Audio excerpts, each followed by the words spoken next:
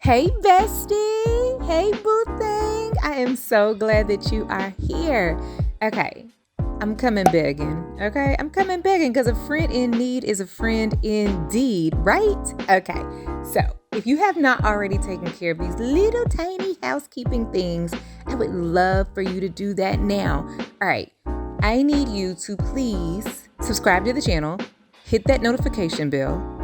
I hope that by the end of the episode, at least you will have liked the video, comment in the comment section, and last but certainly not least, would you please share this episode with someone that you know would enjoy it also.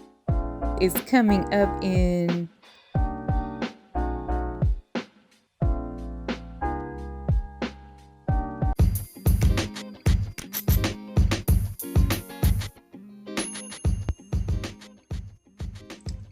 Hey, boo. Hey, bestie. And booski. And love and light and sunshine. And all of y'all, your cousin them. I love you. Hey, boo. It's so great to be here with you today. So, first of all, I want to say thank you for tuning in. I love you. I really appreciate you. I thank you for spending your time with me. I hope that your day, your week is going in an amazing way. And I hope that you feel incredible. And if you are feeling a little down, I'm sending my love and my light your way. And anyway, again, I just want to say thank you for tuning in. Let me break out like some Baptist preacher jargon. I won't be long before you. I won't be long before you. I feel like, you don't gotta be long to be strong. So I'm gonna try something. I just kind of want to jump on and share what I want to share. Talk about what I'm talking about. And come on off. Is that all right with you? Okay, so I think I want to kind of not try to be extra. Because I like anybody that knows me knows I'm just extra sometimes. I got to do everything, like everything's got to be just right.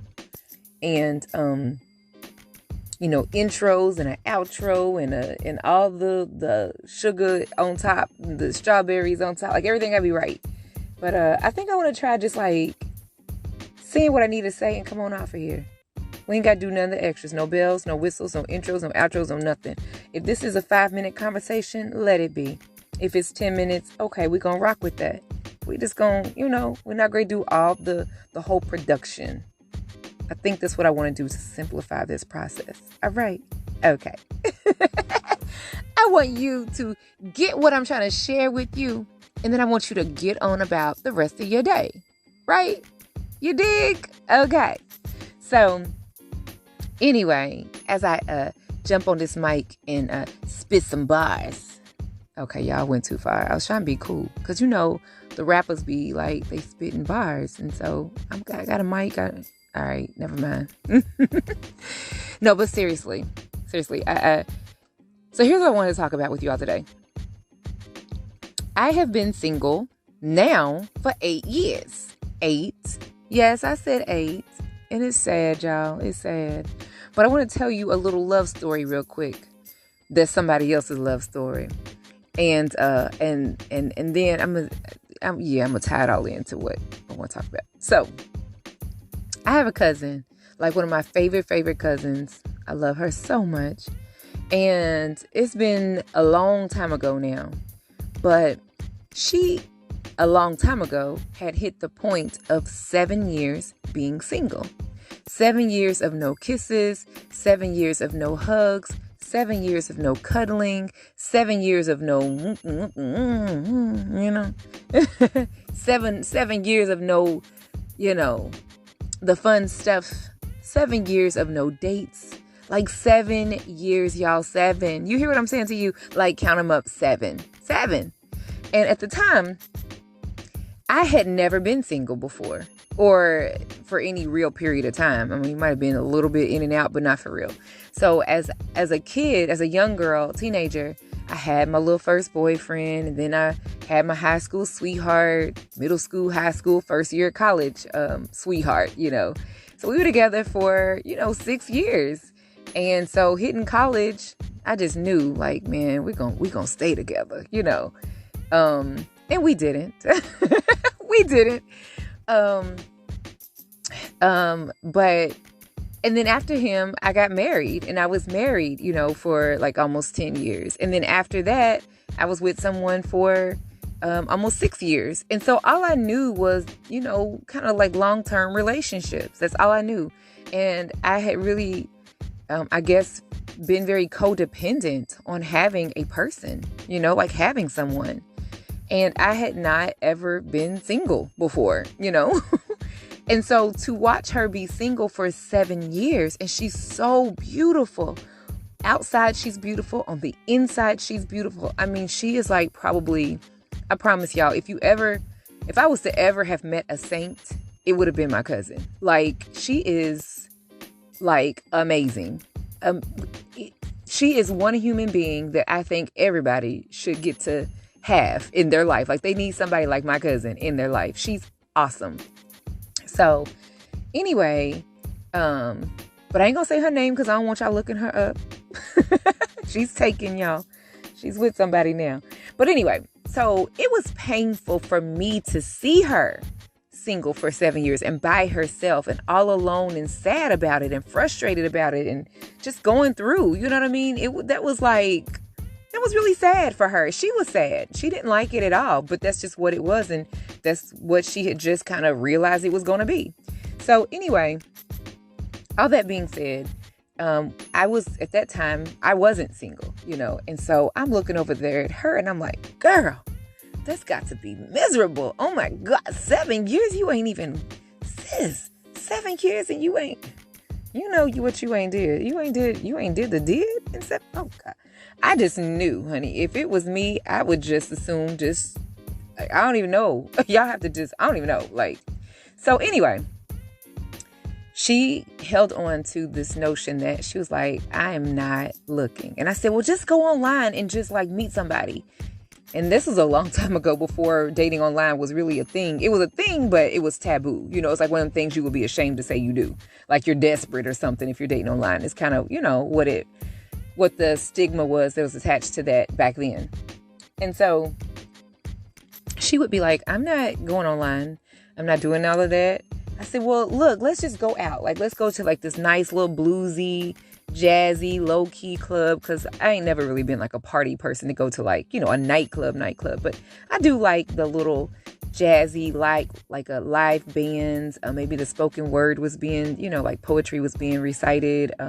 Just a low key, like a Love Jones type of vibe. I like those kind of places. So back then that was popping. That was a thing too. So I was like, well, girl, let's just go out because you ain't gonna find anybody in this house. So I'm gonna go out with you, to this Love Jones kind of spot we had in our town. And we just gonna see who's out there. Cause sis, you can't be this is too long. 7 years.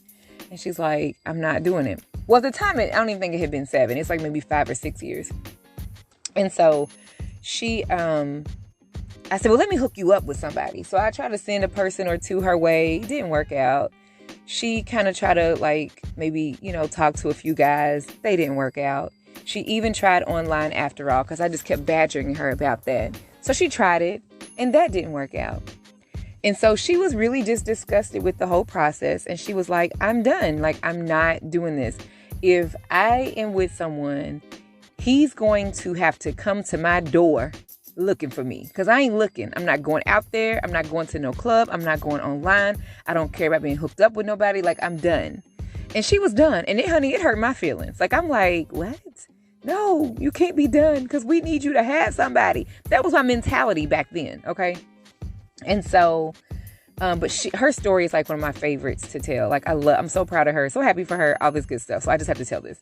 So anyway, time goes on and I'm over here looking at her like, ooh, you poor thing. Ooh, girl, you poor thing. Because I ain't gonna say a lot. I'm just gonna say I'm a Scorpio, y'all. And if any of you all like are into zodiac signs, I'm not into like reading the stars and horoscopes. I don't do all of that. But there are some characteristics about certain zodiac signs that seem to be very close to what I've noticed in people's personalities and character traits. That's just kind of I don't know. I ain't saying it's true. I ain't saying that's Bible. I'm just saying, I don't know. That's whatever. So I'm going to say I'm a Scorpio, and I'm going to leave that just right there because it ain't none of y'all's business. The rest of what I could say to my girlfriends. But anyway, if you know, you know. So that being said, the Scorpio in me was like, oh, honey, how could anybody? 7 years. Oh, my gosh. So anyway, she's like, I'm not budging. Like, I ain't doing it. I'm not like, it just ain't going to happen. If they don't come to my door, it just ain't happening for me because I ain't going out there and I ain't looking. I'm tired. So our uncle is a barber, and our uncle had a client that had been checking for my cousin, and my cousin was like, you're not available, sir. Like you have somebody. So no, like I'm not, if you have somebody, you're disqualified. I'm not interested, you know? And so, that happened, you know, he came around a time or two, and she's like, still no, you still have somebody, sir. No. So finally, he came around and he's like, I've been looking for you, you know, I don't have anybody, and I've been looking for you, and I, you know, whatever. And she's like, well, if you was looking, you would know where to find me. Like, you know where I live, because, our uncle was my cousin's roommate at the time. And, this particular person had come to visit my uncle, or, you know, whatever, a couple of times at the house where my uncle and my cousin live. So my cousin's like, well, you couldn't have been looking too far, because like, you know where I live. If you were looking for me, you know how to find me. Even if you didn't have my number, you know where I live. And so, you know, when you looking and when you're ready, you'll know how to find me. So time goes on, and she was looking a hot mess in her house one evening, and someone comes knocking on her door unexpectedly, like in this evening. And she was just kind of, you know, like I said, just looking a mess, how we be looking when we at home, you know. And she comes to the door, and she's like, who is it? And the person's at the door, and she's like, oh, well, my uncle is not here, because it was his client, and that's who he would have been there for, you know. And so the guy's like, no, I didn't come for your uncle. And my cousin's like, oh, well, you know, how can I help you? You know? And he's like, I came for you. You told me that when I was really ready, and if I really wanted to find you, I would know where to find you. So here I am. I'm coming for you. I came for you. And she's like, what? You know? So, you know, of course she's like, what did this man really, what? And so she looks out the peephole or whatever, or however the rest of the story goes. And she's like, give me a second. So she goes and she gets, you know, gets decent, you know, gets herself together a little bit. And then she comes back to the door and opens it, and they had a conversation, and the rest is history. They've been together now 7 years. I love the story because she was firm in that I ain't looking. I'm tired of looking, and I'm not going to keep on looking. Like, no, I ain't doing it. So if he comes, he'll be coming at my door looking for me, because that's the only way I'm going to find somebody. Now, I'm not saying that everybody's special someone is going to come knocking and looking at their door, and that's how they're going to find them. I'm not saying that. That was a personal conviction that she had. That was her stance on things. She was that tired, that fed up, that frustrated from the dating scene. Because as I saw in a recent meme, it seems that the dating pool has pee in it. Okay, y'all? It just, the dating pool has pee in it. That's all. Because where are they? You know, it's like, what's going on? So I love that story because she was able to stand 10 toes down on her stance. She said what she said. I'm not looking anymore. I'm tired. And I don't even got to have nobody right now. Whatever. I'm tired. If he comes, and I would love for someone to come, but if he does come, he got to come looking for me. I don't have the energy to keep giving this tired ass dating scene. I ain't doing it. Right. And so that being said, at the time, that was a foreign language and a foreign concept to me. At the time, I was so codependent on needing somebody. He could have been a no good MF, but I still was holding tight because I just needed somebody, you know? And so whereas I'm looking at her like, ooh, you poor thing, she probably was looking at me like, no, girl, you poor thing. You the one hanging onto a piece of shit just so you can have somebody. She was free in her ability to not deal with the bull crap if that's what it was going to involve, it just to say she had a man. If she had to deal with crap, like some stuff that really did not need, because I mean, nothing's perfect. So there's going to be crap in every relationship. It's just nobody's perfect. But you know what I mean? Like the toxic, dysfunctional, unhealthy type of crap. If she had to deal with that, she's like, no, thank you. No, ma'am, I'll pass. I'll stay over here by myself. And I wasn't strong like that yet. But I thought that she was the one that was like, I'm thinking like, oh, you poor thing. Girl, you missing out over here. No. It was me. It was all me, y'all, that was missing out for sure. Because I didn't have the strength to walk away at that time from toxicity and some unhealthy things and some forms of abuse. Not physical abuse. I wouldn't put that on the person because that's not what it was for us. But there was some emotional abuse for sure. Some verbal abuse for sure. You know, and all those kinds of things. My heart hurt a lot. My spirit hurt a lot in those my last two significantly long relationships. And but I endured because I did not want to be alone, you know. And she was like, I can't do that. I'm not going to, you know. So all that being said, I say all that to say, guess who's alone and past the 7-year mark that I thought was so unbearable and so unthinkable and so atrocious? Madam, this one on the microphone. Y'all, I would have never imagined that I would have hit year 2, 3, 4, 5, 6, and now 7, and now 8 years single. I would have never thought that I would have been single this long. And I don't have, it's by choice. Like, I've had opportunities, but, you know, respectfully, I've declined, you know. And over the years, I continue to think about my cousin's story.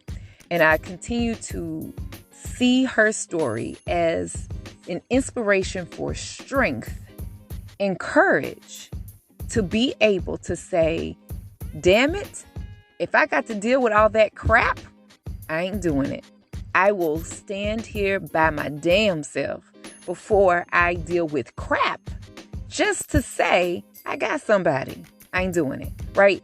And so when I finally got free, y'all, 8 years ago, I have dated, you know, a little bit over the years. Probably like one friend a year. Like, it might have been that I might have been entertaining somebody for a couple of months, like once a year for the last 8 years. Well, no, I wouldn't say that because I did have a little friend for about a year. I thought we were going to be something too. That's a whole nother episode, y'all. I can't even talk about it right now. But, so yeah, I have had like a friend that lasted maybe a year. And I've had a friend that maybe lasted maybe 6 months. I've had the 6-month thing twice. So I've had like 2 6-month friends and one year situationship. Situationship, yes. Y'all go check out Snow Allegra's song Situationship, by the way. Like, that's my girl. But yeah, so I have like had those couple of little instances where, you know, it was a decent little amount of time, but just nothing materialized out of them. Otherwise, over these 8 years of being single, the main thing has been, getting to know someone for, maybe a couple of weeks, maybe a couple of months, and then discovering like, nah, respectfully, I'm going to go on and pass. This ain't going to work. And I ain't going to lie. It's been a couple of times where I really was into the people. Like, I fell in love a couple of times really fast and really hard. And they respectfully declined. Like, nah, you ain't for me, boo. I wasn't somebody's type, y'all. But, over the years, it has been some times where I'm like, nah, this ain't gonna work. Like, this guy's not, he's a nice guy. He's just not the right fit for me. And so with that being said, I have found myself in the very same position she was in.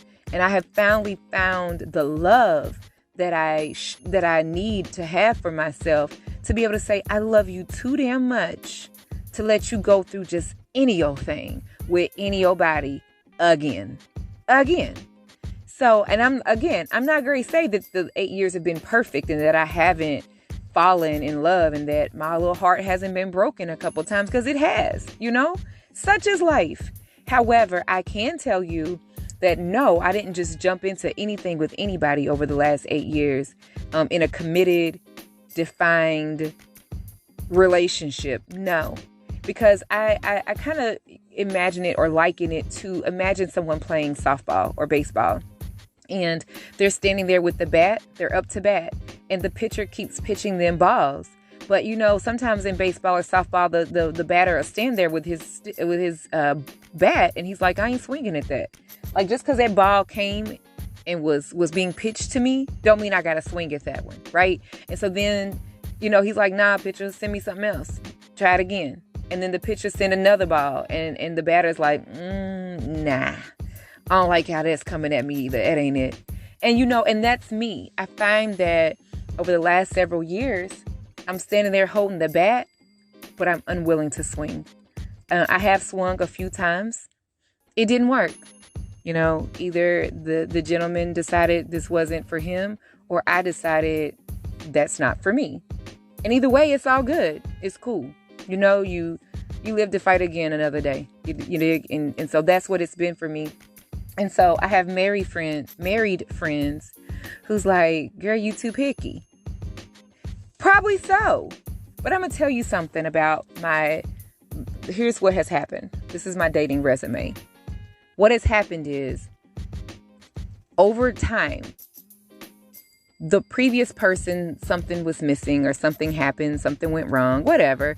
And so when it's time to date the next person, it has been, when I was in relationships, it was, okay, I'll date you because at least you're like just a small notch above the previous person in experience wise. Like my experience with this person is just a little bit better than the previous experience. So since it's a little bit better, it's a slight upgrade. So, okay, cool. We can do this.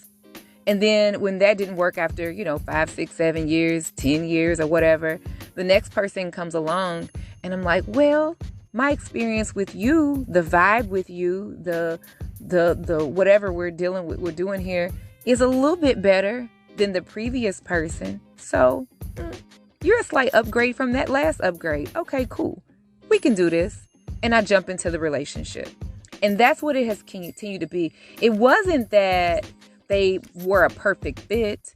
It wasn't that we had a lot in common. It was simply that he was a little nicer to me than the previous person was. And even if there was nothing else that we connected on or that we had in common or the vibe really wasn't completely there, he was nice to me. He paid attention to me. He said I was pretty. We had a couple of fun times together. He was a gentleman. He opened the door, so that's enough, right? And I would just be like, we can do this. But it never was that I was searching for anything in particular. And so now as I've gotten older and lots of time has gone by, I have decided and discovered I need a few things. And you can't just be a nice guy. That doesn't work. Because I mean, I'm not going to date a mean guy. So that means all the guys are nice that I would date, you know? So you being a nice guy doesn't cut it anymore. You know, there's some more things that I need. You being gainfully employed doesn't matter because I got my own money. So that doesn't do anything for me. It's nice and it is a requirement. You got to, you know, you got to be doing something with your life.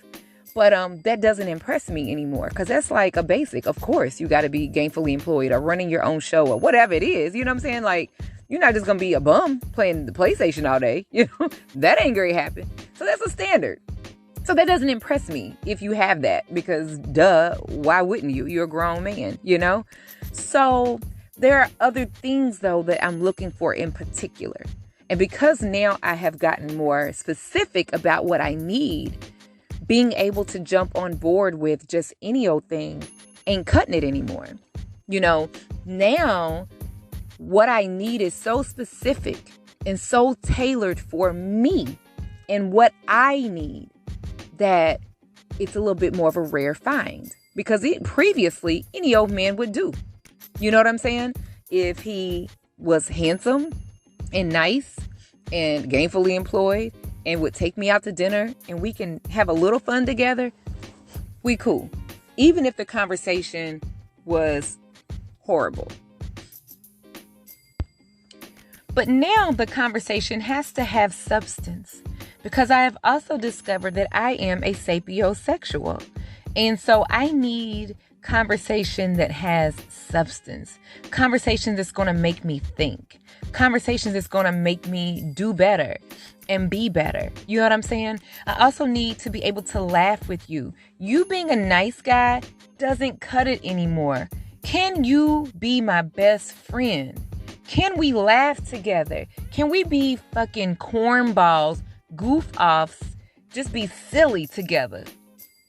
Can we be just ridiculously silly and corny together and have a good time with that? Can we vibe on some certain things like music? Can we vibe on music? Can we vibe on, and these are, I mean, obviously there are some more serious things, obviously, but personality wise, you got to like who you with. You know what I mean? And so some of my married friends, not everybody, some of my married friends are like, you too picky. No, I'm not too picky. You think that because you're married that you got the prize.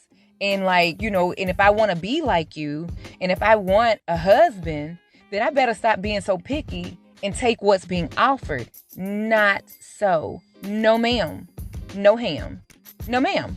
And so I'm not that desperate for the prize of having a ring on my finger from a man that I'm just going to, just because he's nice or he's decent or he's this or that I'm going to settle with it. No, I want to marry my best friend. I want to marry somebody that gets me and that I get him. And that I don't have to go outside of my marriage to get much else. Yes, you want friends aside from, you know, to, on top of the fact that you're married. Of course, you got your girlfriends or whatever, your guy friends, if some of my guys are listening. Of course, you have all that. But I'm simply saying, I don't want to look at this person and just see him as someone who is simply a nice guy and that's enough. I need to be able to relate to him. We have got to be able to have some great conversations. I choose Jesus, so I am a Christian. I'm not forcing that on anyone. I hope that any of you all would want to choose Christ. I'm not, you know, I'm never going to deny it, and I'm not going to deny him. And absolutely, if you want to know more about him, hit me up for sure. But I'm not here to like push you, force you, twist your arm to do any of that. But for me, my guy needs to be a spiritual-minded person because we need to be able to talk about, discuss, grow in things of the spirit. You know, we've got to be able to I want to have fun. I just want to have fun with my person. I want to grow and laugh and learn and politic with my guy, you know. So there's certain things that I look for in a man, and I have found that a few times. For whatever another reason, it didn't work for us. You know, either he didn't choose me or maybe there was something about him that I didn't choose. But nevertheless, I'm reminded of the song, Ralph Tresvant, I'm sorry, you're not my kind of girl. And in the song, he says, "'Cause I've been in love and I know how it feels. And the chemistry just isn't there." You know, and so if you have to make yourself try to like somebody, because you're like, on paper, they look good. Like on paper, it's like, on paper, he's been a great husband to someone before. He's a faithful man. He doesn't cheat. He gets up and goes to work every day. He's a great father. He is nice to you. He wants to be with you. He's a decent looking guy. He's blah, blah, blah, blah, blah. And on paper, it's perfect. But the energy, the vibe, the connection, the chemistry, that what that chemistry feels like if you've ever had chemistry with someone before, and the chemistry just isn't there. And so my friends are like, yo, you tripping. Because on paper, this man look good. You better snatch this man up. And I'm telling you, it's been a couple of times where I'm like, I really want to. But it's just not there. And that's where I'm at. And so I think that as I've grown older and I've been single longer, I've gotten more comfortable eating at my table alone, because I know what I bring to the table. And if what you're bringing doesn't match or exceed what I'm bringing to the table, or whatever, or the conversation at the table isn't enjoyable, or you're not good dinner company for me at the table, then thank you, but no thank you. I will dine alone until the right one comes. And that's where I'm at. And that does take a certain level of strength. And that takes a certain level of confidence and faith in loving yourself. Because there's so many people who are unwilling to go month 1, year 1, definitely not year 8, eating at that table by their damn self. Because it gets lonely eating at the table alone. I'm not going to sit here in front, and I'm not going to act like that it's just great all the time eating at the table alone. But I don't want to hurt anyone. I don't want to waste their time if I know that, honestly, this ain't going nowhere. Like, I can't. It's just not there for me. I don't want to waste their time, because they could be spending their time on to the next who really does want to be there with them. And also, I don't want a person wasting my time. I don't want to waste my energy and my emotions, because those soul ties are real. I firmly can tell you I believe in soul ties, because I've experienced it. And to be honest, I probably have, one or two to undo. Well, I'm not going to say that. I wouldn't go that far. The love is there for some, but I'm not going to say it's a soul tie still existing. But nevertheless, I say all that to say that you have to know you, and you have to be comfortable with you, and you have to love you so much that you are not going to just take any old thing just to say you have something. Because ultimately, the prize is not the ring on the finger. The ultimate prize, no matter if you're with a person or not with a person, the ultimate prize is peace, joy, love, laughter. All of that money can't buy and a ring can't always give and guarantee. That's when you're winning.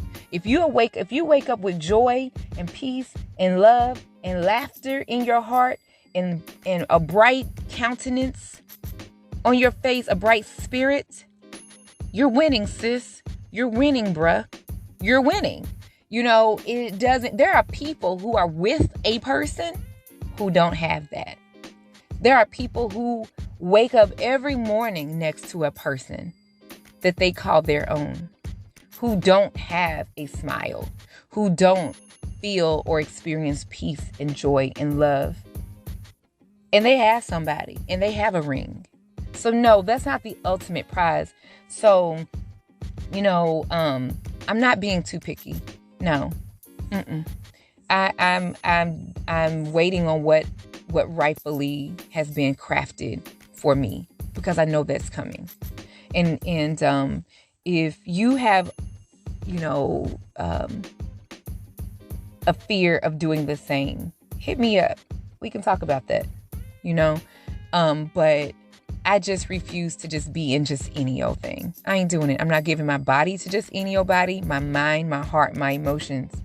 What I will give everybody is love, Because I love you and you and you and your mama and them, your cousins too. I love everybody.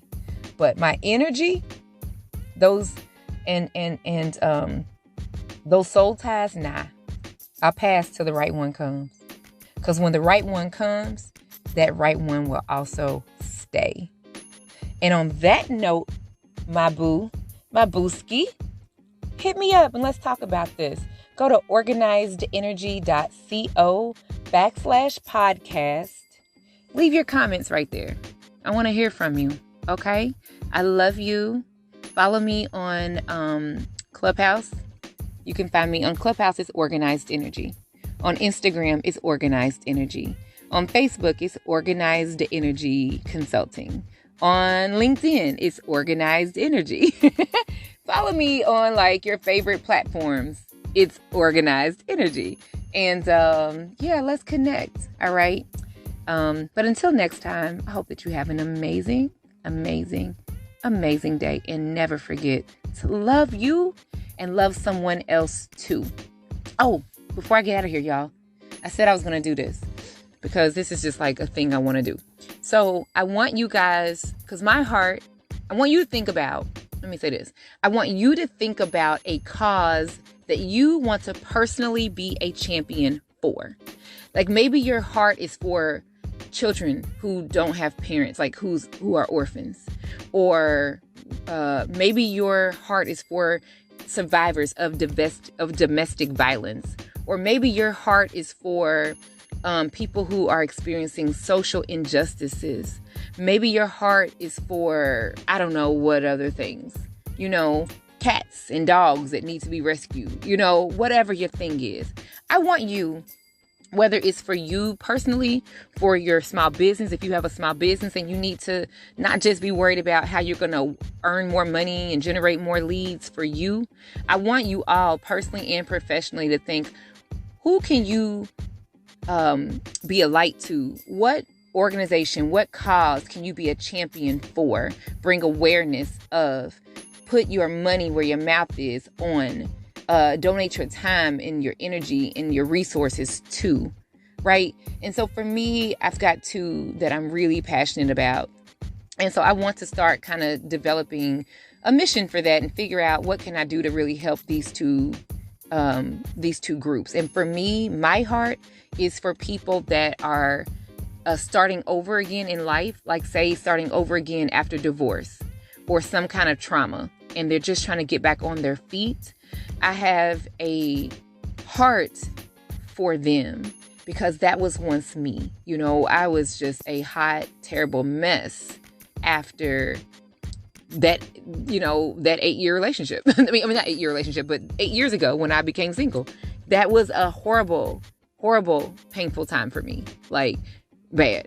Probably worse than when I went through my divorce. It was that bad for me after that last situation. And I think that was another reason why I'm like, if it ain't right, I ain't jumping in that shit again. And I think that's another reason why I have been single so long. Because it just, and I've had to watch friends, you know, have fun and tell me their little sexcapade stories or date night stories or their hubby doing nice thing for them stories. And I gotta, you know, just, you know, like, oh girl, that's so sweet. When's my turn gonna come? You know, I had to go watch all that, but that wasn't enough to make me move in these last 8 years. I'm still like, not you. But anyway, but as I digress, but people starting over is like, I just have this passion for people because I don't know if you know anyone that has gone through the trauma that has caused them to need to start life over again, but the shit's hard. It's hard. It's painful. And my gosh, my hat's off to anybody that has to go through it. Because it ain't easy, okay? But secondly, my heart and my passion is for people who, especially children, who have had to endure abandonment issues from abandonment trauma from a parent who willfully walked out of or was not present for their life. You know, if there were some other circumstances that caused a parent to not be able to be there, I understand. But if a parent like literally just was like, I don't want to do this. I don't want to be your daddy. You know, I don't want to be a mama no more. All that. And they're deadbeats. I have a passion for those children who have, you know, who are currently children or are becoming adults or are adults who miss something or are missing something, who are hurting, who's dealing with trauma and don't really know how to sort through that pain because of the willful absence of a parent. I feel sad for them, and I have to figure out what I want to do for that group. Because again, that was me. With my father. So that being said, I want to bring light to those two communities, those two groups of people. And if you know any of them, love on them for me. Send them my way even. But I want you to think for you, who is it that you have a heart and a passion for? And what can you do for those communities, those groups of people, or those pets or causes, whatever it is, what will you do with your life and within your purpose, within your gifts to help those areas of whatever those causes are. All right. So on that note, I love you. Have a wonderful, wonderful, wonderful rest of your day, rest of your week. And I'll see you back here soon. Bye-bye. It is awesome to listen to my show, but wouldn't it be amazing if you could launch your very own? Go from listening to launching when you pick up my new book called Is This Thing On? The Super Simple Guide to Planning, Launching, and Scaling Your Podcast. And of course, it was written by a podcaster for new and aspiring podcasters. Building a brand and operating a business can get a little hectic sometimes. I mean, there's a million things to do and you only have 2 hands, but not to fret. I've got some goodies for you. I want you to visit organizedenergy.co/spill-the-tea. organizedenergy.co/spill-the-tea. I have curated a list of some of the favorite tools and resources that I use as I operate my business that have been amazing for me. They have helped me to save time. They have helped me to build my team. They have helped me to stay connected with my people. And I absolutely love so many of these tools. I want to share them with you, and it's free to download. So again, go to organizedenergy.co/spill-the-tea so that I can help you get started working smarter and not harder.